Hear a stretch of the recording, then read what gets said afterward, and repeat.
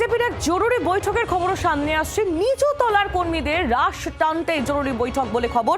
BJP দফতরের জেলাওয়ারি বৈঠক শীর্ষ নেতৃত্বের সুনীল বানসাল এই বৈঠকে উপস্থিত রয়েছেন বলে খবর। আজ কলকাতা উত্তর সাংগঠনিক জেলার বৈঠক, আগামীকাল ব্যারাকপুর সাংগঠনিক জেলার বৈঠক রয়েছে বলে খবর পাওয়া যাচ্ছে। নিচু তলার কর্মীদের উপর রাশ টানতেই জরুরি এই বৈঠক। বিজেপি দফতরে জেলাওয়ারি বৈঠকে শীর্ষ নেতৃত্ব সুনীল বানসাল তার উপস্থিতিতেই কলকাতা উত্তর সাংগঠনিক জেলার বৈঠক।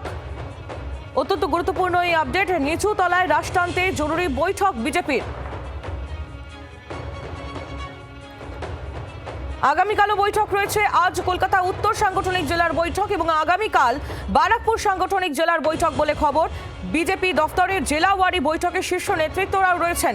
মৌমিতা চক্রবর্তী থেকে একটু আপডেট নিয়ে নিই। মৌমিতা, বার্তা এর আগেও দেওয়া হয়েছে, শ্রমিক ভট্টাচার্য, দিলীপ ঘোষ, অগ্নিমিত্রা পাল, তাদের বক্তব্য আমরা শুনেছি, কিন্তু তা মনে হয় বিজেপির নিচুতলার কর্মীদের কানে পৌঁছয়নি, তাই জন্যই কি জরুরি বৈঠক?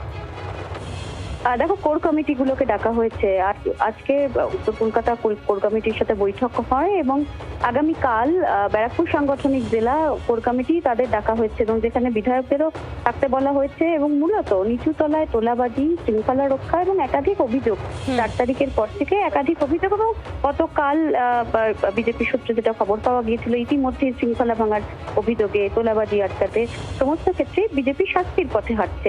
এক্ষেত্রে দলের সাংগঠনিক নিয়মানুবর্তিতা মেটানোর জন্যই সুনীল বানসালের নেতৃত্বে এই বৈঠক চলছে। আজকে এক দফার বৈঠক হয়েছে, আগামীকালও বৈঠক ডাকা হয়েছে।